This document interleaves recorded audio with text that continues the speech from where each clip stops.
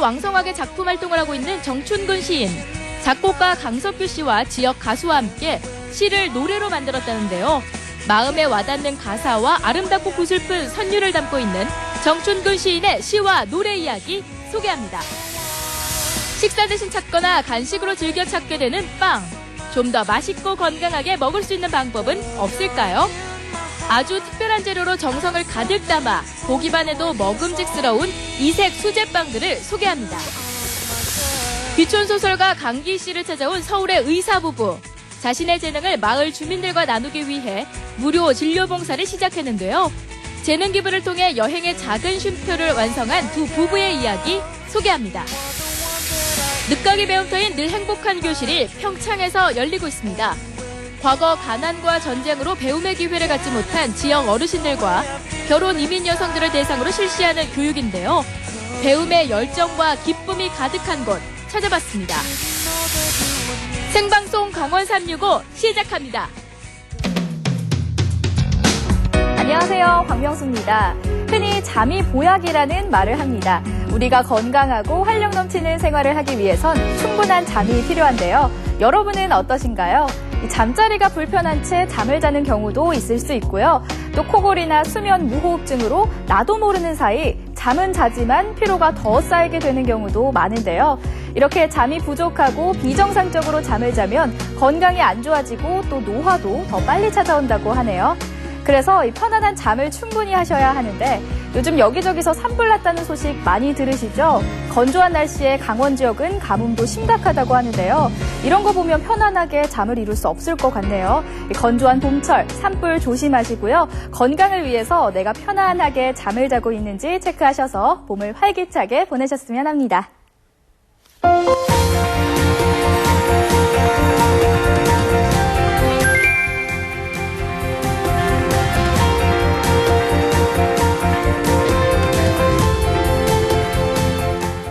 철원에서 나고 자라 중년이 된 이들 중엔 포소리, 총소리, 탱크소리, 불반탄의 사건, 사고들을 기억하고 계신 분들이 많을 텐데요. 이것을 문학전신의 뿌리로 삼아서 작품 활동을 하는 시인이 있습니다. 고향 철원 사랑이 남다른 시인 정춘근 시인을 함께 만나보시죠.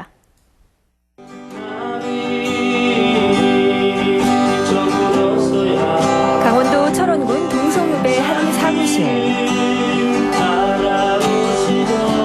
기타 선율에 맞춘 잔잔한 노래가 울려 퍼지는데 바로 정춘근 시인의 봄이라는 시를 가사로 삼고 멜로디를 입혀 노래로 만든 것이다.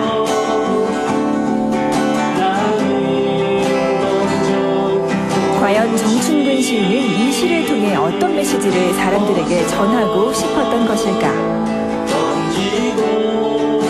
힘없고 가난한 사람들에 대한 이야기, 또 그 과거에 어렵고 힘들었던 이야기들을 그 시로 담아내고 그 사람들한테 위안이 주는 노래. 아주 힘들 때 노래 가사를 떠올리면서 다시 용기를 낼 수 있는 노래, 흐르는 땀을 씻어줄 수 있는 노래를 만들고 싶습니다. 나의 시, 나의 노래가 지친 이들에게 용기가 되고 희망 한 줌이 될 수 있다면 정춘근 시인을 만나러 철원으로 떠나본다.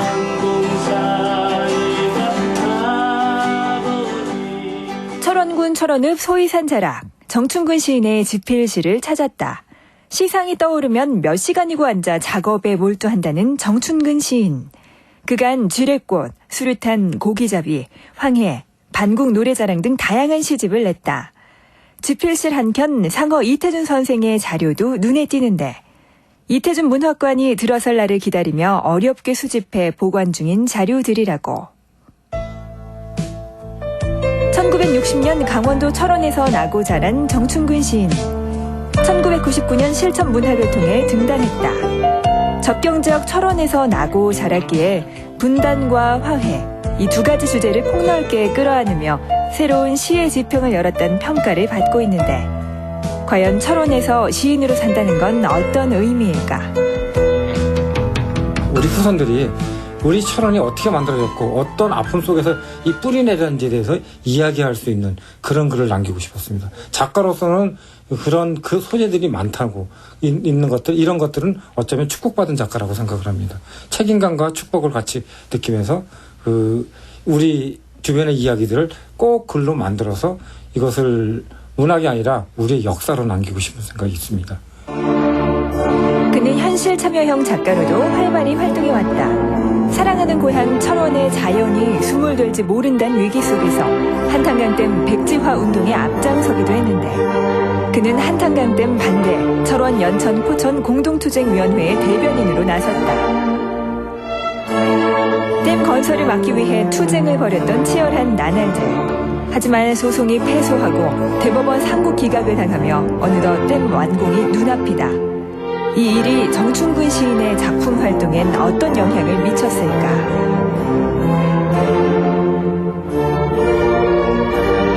한탄강댐 반대를 했을 때 고덕정에서 아주 추운 날 반대 운동을 벌였습니다. 각 마을에서 나온 노인들이, 나이 드신 분들이 봄 잠바를, 가을 잠바를 2개씩 껴입고 나와서 장갑도 면장갑을 들고 주름진 손으로 반대 운동을 펼쳤습니다. 그 반대 운동을 펼치면서 그 사람들의 눈에 주름진 얼굴에, 주름진 눈에 이슬이 맺혀 있는 걸 봤습니다. 그런 것들은 저한테 문학적 소재가 되고 있고 그 사람들 눈에서 그 눈물을 글로 담아낼 수 있는 작가가 되어야 되겠다고 그렇게 생각을 했습니다. 철원 교육도서관. 정춘근 시인은 작품 활동 틈틈이 문맹 퇴치 교육은 물론 지역 문학인들을 위한 글쓰기 지도에도 나서고 있다. 벌써 13년째 이어온 문예창작반 수업. 이렇게 오랜 시간 문학동인 모을동비 회원들과 교류하면서 지역 문예의 발전을 위해서도 힘을 쓰고 있는데 회원들과는 어떻게 문학의 인연을 맺게 됐을까? 제가 배우겠다니까 공짜로 가르쳐주겠다고 하더라고요.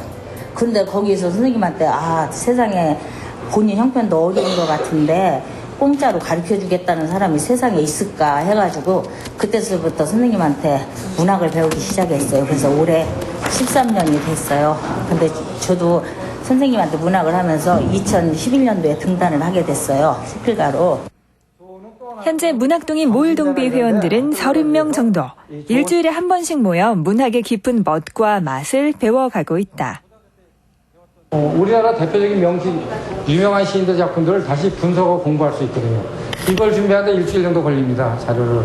그걸 준비하면서 내가 그 사람들의 시세계나 문학세계를 들여다보면서 스스로에게 나한테도 많은 도움이 되고 있습니다. 내가 공부하면서 큰 도움이 되고 있습니다. 문예창작반 수업을 통해 수강생들은 등단하기도 하고 작품을 내기도 했다는데 수강생들에게 정춘근 시인은 어떤 문학가로 느껴질까? 정 선생님의 줄기찬 하나 강조하시는 거는요, 분단 극복입니다. 우리 민족의. 거기에 대한 정열이 대단하신 분이에요. 정 선생님 시 중에서 지뢰꽃, 거기에 맨 마지막 연에, 흙깃 스쳐가는 병사들의 몸에서 꽃 냄새가 난다. 그 부분이 마음에 와닿고 좀 가슴에 찡합니다. 철원 노동당사 앞. 이곳에 정춘근 시인의 지뢰꽃 시비가 서 있다. 지뢰꽃. 과연 시인은 이 시를 통해 어떤 메시지를 사람들에게 전하고 싶었을까? 지뢰 위에 핀 꽃은 지뢰가 터지면 다 없어지죠. 날아가 버리죠. 그러니까 우리 한민족은 똑같은 겁니다. 그러니까 지뢰 무장평화 위에 우리가 살아가는 삶에 대해서 이야기를 한 겁니다. 그리고 우리 어머님이나 아버님이 옛날에 이제 88 도끼만흥 사건이나 이런 사건이 났을 때 항상 저를 잡고 이 어린 것은 전쟁이 나면 어떡하냐고 끌어안고 숨죽여서 걱정하시던 한숨 소리를 듣고 자랐거든요. 근데 그걸 보면서 저는 그런 생각했습니다. 우리가 바라는 이 평화스럽지 않은 이 삶에 우리가 뿌려내리고 살아가는 우리들의 이야기를 꼭 글로 한번 남겨보고 싶다고 해서 쓴 것이 지뢰꽃입니다. 근데 세상에는 지뢰꽃은 없습니다. 그리고 지뢰하고 꽃은 서로 안 어울리지만 지금 우리 남북 분단의 관계는 이런 꽃과 같은 존재라고 생각해서 쓰게 된 겁니다. 그래서 우리는 아마 제가 글을 쓰면서 느끼는 것이 이런 지뢰의 안전장치를 빨리 뽑아갖고 꽃이 더 아름답게 꽃필 수 있도록 만들어야 되지 않는가 생각을 합니다. 등록문화재 제22호 철원 노동당사. 분단의 현실과 함께 6.25의 상흔을 그대로 간직한 채 오늘도 우뚝 서 있다. 이곳을 들릴 때마다 무장된 평화 위에 살아가는 우리의 분단 현실이 피부에 와닿게 되는데, 노동당사 길 건너편엔 특별한 길이 나 있다. 바로 소이산 지뢰꽃길. 정춘근 시인과 모을동비 회원들이 갖고 온 길이라고. 정춘근 시인님의 문학비가 있으면서 회원들의 한마음이 돼서 이 삭막한 길을 꽃길로 가꾸고자 집에 있는 꽃들을 한 송이 한 송이 갖다 심게 된 게 계기가 됐습니다. 그래서 지금 4, 5년 동안 이 꽃길을 가꾸면서 산책 오는 사람들에게 즐거움도 주고 우리들의 또 문학의 거리로 만들고 싶어서 가꾸게 됐습니다. 야트막한 소이산 자락. 머지않아 따스한 바람이 불어오면 이곳에 생명의 싹이 움트고 아름다운 꽃들이 피어날 것이다. 지뢰가 제거된 자리에 만든 둘레길, 지뢰꽃길에도 어느덧 봄 기운이 스며들고 있다. 정춘근 시인의 시에서 따온 이름 지뢰꽃길. 앞으로 이곳을 찾는 많은 이들에게 남북이 하나 될 날을 그리게 하는 뜻깊은 산책로가 될 것이다. 지뢰와 함께 전쟁의 상흔이 남아있는 자리, 이렇게 분당의 땅 강원도 철원의 풍경은 시가 되고 애틋한 노래가 되기도 하는데, 제대로 한 거구나. 이번엔 철원 지역 예술인들이 뜻을 모아 노래 만들기에 나섰다. 해줘야 돼.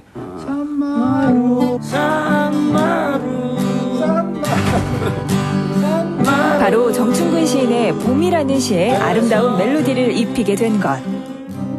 정춘근 선생님 시가 저희 지역을 기반으로 한 역사나 문화를 기반으로 한 그 내용들의 시가 굉장히 많아서 그런 노래를 좀 만들고 싶다라는 생각은 가지고 있었었는데, 뭐 시인의 시를 함부로 이렇게 건들 수는 없는 부분이고 해서 뭐 몇 해 좀 교류를 하면서 제가 언제 말씀을 드렸습니다. 이제 시를 가지고 노래를 좀 만들고 싶습니다라고 말씀을 드렸더니 흔쾌히 또 허락을 해주셔서 며칠 끙끙대다가 요번에 그 선생님께서 새로 그 출판하신 시집에 들어가 있는 시 2개를 뭐 골랐다기보다는 노래 만들기 좀 적당한 내용인 것 같아서 만들게 됐습니다. 시를 보고 가사를 보면 정말 가슴이 울컥합니다.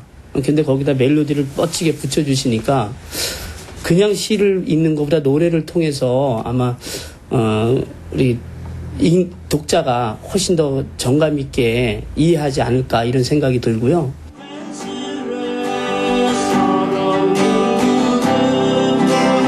눈을 감으면 떠오를 것 같은 내 고향 금악산의 봄 풍경. 그 아련함이 노래 선율로 피어난다. 저희 아버님 같은 경우도 황해도 해주분이거든요. 근데 일찍 작고하셨는데 저는 그 아버님이 말씀하시던 고향에 한번 가보고 싶은 생각이 듭니다. 그런 생각들이 우리 실향민들한테는, 실향민 1세대나 2세대들한테는 아주 간절할 겁니다. 그 사람들이 고향에 마음 놓고 갈 수 있는 날, 그런 날이 꼭 만들어졌으면 하는 바람을 갖고 작품을 쓰고 있고 그런 날을 손꼽아 기다립니다. 여기는 분단의 현장, 강원도 철원. 분단의 허리를 껴안고 오늘도 노래하는 시인이 있다. 채 마르지 않은 오랜 눈물을 절제된 언어로 풀어내는 정춘근 시인. 분단 넘어 다가올 평화와 새 희망을 노래하는 시인의 간절함이 앞으로 더 많은 이들의 가슴에 와닿기를, 세상에 널리 울려 퍼지기를 기대해 본다. 노래가 된 정춘근 시인의 작품들, 들을수록 친근하고 매력적인데요. 앞으로 더욱 많은 시들이 노래 작업으로 새롭게 태어날 거라고 하네요. 이렇게 지역 문예인들을 길러내랴, 문맹퇴치 교실 수업하시랴, 틈틈이 시 쓰시랴. 참 바쁘게 살고 계신데요. 올해는 상호 이태준 선생의 재조명을 위해 작품 무대가 된 철원 지역의 길들을 문화길로 개발해 조성하려는 계획 중에 있다고 합니다. 앞으로 철원을 알릴 멋진 시선들로 사람들의 마음을 울릴 행보 기대해 보겠습니다.